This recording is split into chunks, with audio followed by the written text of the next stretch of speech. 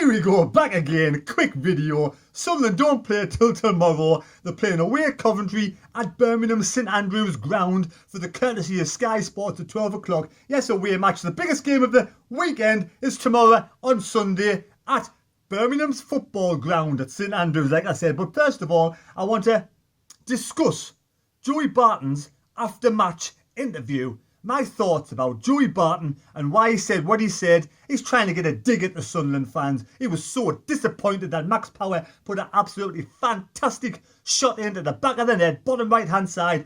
Clueless keeper, absolutely had no chance. Actually, I take that back. The keeper wasn't clueless because he was wasting loads of time. So he knew what he was doing there, wasting loads of time. Every time he had the ball, he put it down, he went for a walk, had a quick cup of tea, read the newspaper, then took the goal kick. So he's not clueless, he knew what he was doing. But yes, Joey Barton's after-match interview, the one that he made one or two strange comments. Phil Parkin says he hasn't watched it. He doesn't really care what Joey Barton says. And to be honest, off cameras, loads of managers in League One don't even like Joey Barton at all. They don't want him as a manager. He shouldn't be a manager of a football team. And there he goes again, getting a £2,000 fine and a 2-match touchline ban for abusing and swearing match officials. Absolutely terrible. What kind of role model is this bloke leading? Giving young people coming through, and this guy is getting banned week in, week out for either attacking, allegedly attacking someone in the dugouts or in the tunnel going down to the changing rooms, swearing at people. And on Tuesday night when Sunderland got a 97th minute equalizer, imagine the anger, the frustration. It must be absolutely gutted. He was on his knees, crying his eyes out, devastated that he couldn't take 3 points against the mighty Sunderland. Absolutely drenched the pitch all day with the sprinkler system on to put excess water on to slow the pitch down, which we said was 1-0 to us at the start because you're scared of little old Fleetwood Town coming and out playing it at the stadium like. So I've been for my quick 3-mile run and I'm going to have a little drink now. But yes, as I say, the mighty Sunderland tongue-in-cheek, Joey Barton, he says, Sunderland, in the interview, he basically said that Sunderland had watered the ground of the sprinkler system loads because we were frightened of little old Fleetwood Town. Let's face it, Fleetwood Town, right, is an absolutely fantastic club with some absolutely amazing fans, and they're doing a really good time. At this moment in time, they're having an absolutely fantastic season, and they have got some ex-Premier League players in their side. It doesn't matter what team you are in League One.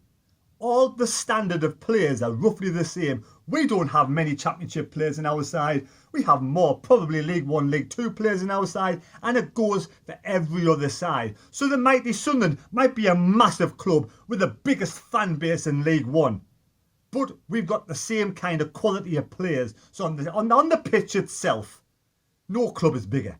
On the pitch itself, no players, no group of players are significantly better than other teams. It's down to the managers who improve them and give them the game plan and instill them with confidence and some sort of positioning to get this game and win and take 3 points. Now, Phil Parkinson in 4th place is doing a fantastic job. Now, if you water the pitch, that helps for a free-flowing, good passing football on the ground. So Joey Barton, yes, you either haven't got a clue what you're talking about, which is really poor for a manager, or you're just trying to mix up words to fans who don't know what you're talking about. But at the end of the day, we do. It says, and a quote, fast flowing on the ground football if you water the pitch well, not hoofed football like you suggested. So we are the better football inside because we're in 4th place in the league. We are the better side. We're better than Fleetwood Town, even though Fleetwood Town is doing an absolutely fantastic job at this moment in time. Now, Fleetwood Town win the game in hand. They could go behind us on goal difference, but we are still the better side because we are higher in the league, Joey Barton. So twisting about saying it's 1-0 to Fleetwood already because of the sprinkling system going on loads before the match is a load of crock. Absolute rubbish. It suits the better, fast-flowing, playing football on the ground side, the quality side, which obviously is Sunderland. Now, personally, I don't know Joey Barton, and I don't want to know Joey Barton, and I don't particularly care what Joey Barton has to say for the majority of the season. The only time I care is when he comes on and starts slagging off the team, slagging off the fans, slagging off the players, slagging off the manager, whatever he wants to do to get under our skin. And it does work at times. But when Joey Barton at the start of the season sits down and the draw for the fixtures coming out, he can't wait for the draw for Sunderland. He can't wait for those dates. Sunderland is Joey Barton's life. It's his biggest game of the season. This is what he lives for football. He'll never get any better than League One unless he's promoted by Fleetwood. He won't be manager of any club in League One, League Championship. He won't be manager of any team in the Premier League ever. Joey Barton has met his plateau now. And he was a Newcastle player. And the idea of 50,000 fans cheering his name on at home, week in, week out, it makes him feel like he's some sort of invincible god. But that was the highest he got. It was good football and standard. We know you've got to take a hat off for Joey Barton. He made a good level of earnings, football and standard, quality footballer in the Premier League. He was a good footballer, a very dirty footballer, but a good footballer. He did what it was said on the tin, exactly what he did. Joey Barton, boom, that was him in the Premier League, good quality footballer. But Newcastle with his peak. He'll never be a manager in the Premier League. In my opinion, just my opinion. No one wants to take a chance on somebody who doesn't respect other people. It doesn't respect your fellow man at all. It doesn't. How many times, I'm not going to go into the details of what's happened in the past. We all know Joey Barton's history, the thuggery. And now, as a manager, he's still not learning. He's still swearing at referees, swearing at officials, getting touchline bans, getting fined. It's disgusting for young people growing up and looking at this bloke as an idol. It is absolutely pathetic and disgusting behaviour from Joey Barton. This is pathetic. He'll never change, you'll never grow up. This is what you get. But for me, my personal opinion is he will never get to a better level. He might get championship at absolute best, but that's it. But you have to give him his due. He's doing a good job at Fleetwood at this moment in time. But bigger clubs won't take a chance on him because of his past previous. They will not take a chance on him. And then he comes out and he says things like, we hoofed the football. Hoofed football. We bought Lafferty on. We had White on. We got two big footballing players on. So we hoofed the ball around. I thought we did that. They've gone to hoofball. They've gone Lafferty, White up front and just pumped it at him, and credit to them, Max Powers gambled, it's ricocheted and they got the goal. So you can't play a good quality football like Fleetwood. Really? Yes. When we scored the goal, it wasn't hoof for football. We had the ball in the box, we passed it around 2 or 3 times, and it was a quality goal from Max Power. Absolutely quality goal.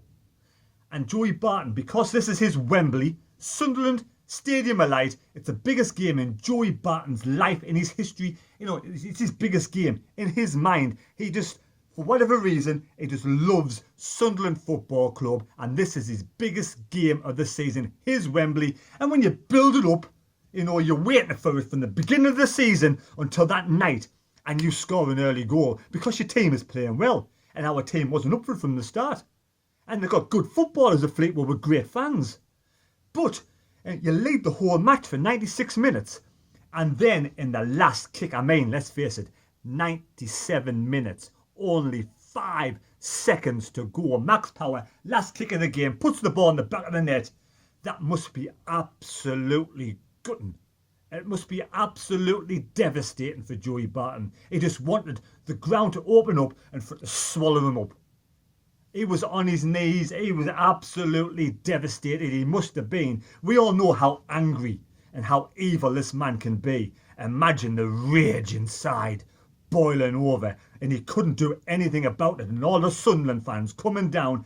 And I don't agree with it, but each person has their own opinion and individual. They're responsible for their lives. They're coming down and they're laughing at Joey Barton, laughing in his face, saying, yes, we've scored 97 minutes and we were allowed to celebrate 97 minutes because if Fleetwood had won, they would have went level with Sunderland with the game in hand. So never mind saying it's like celebrating as if you've won the World Cup.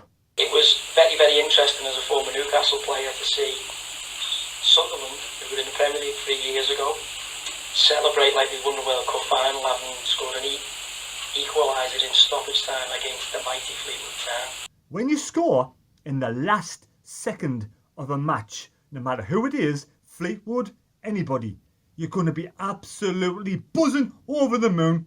And we celebrated. Yes, we celebrated because we love our club and we love to make sure we don't get beat. And when you score against a bitter man like Joey Barton, who hates Sunderland Football Club, it made it more sweet. It was absolutely brilliant. And a lot of fans came down and was giving him some abuse and laughing in his face. And that was just making the rage unbearable. Imagine when he went in that dressing room, what he must have been feeling like. He must have been absolutely angry as anything because he couldn't express his emotions because the EFL or the FA would have banned him and he would have been in more trouble. So what he did was he tried to be clever and put out this interview saying, you know, little old Fleetwood, little old Fleetwood, little old good Fleetwood, Joey Barton, give them some credit, they're good football inside, and it's because of you they're playing good football. This is the only good thing you're doing at this moment in time, is making Fleetwood good. You've got to grow up and you've got to be a better person and stop swearing and getting banned and getting fines. You've got young lads in the crowd who idolise you, Joey, absolutely idolise you and respect what you do, and you're giving them, really are giving them a bad influence. There we go, there you have it. That's my take on the interview. I do wish Fleetwood all the best for the rest of the season, and if we do meet them in the playoffs, it's going to be an absolute cracker. Right, thanks for watching the video. Please subscribe to the channel. Now I'm going out to see Jeff Stillen and we'll see you later.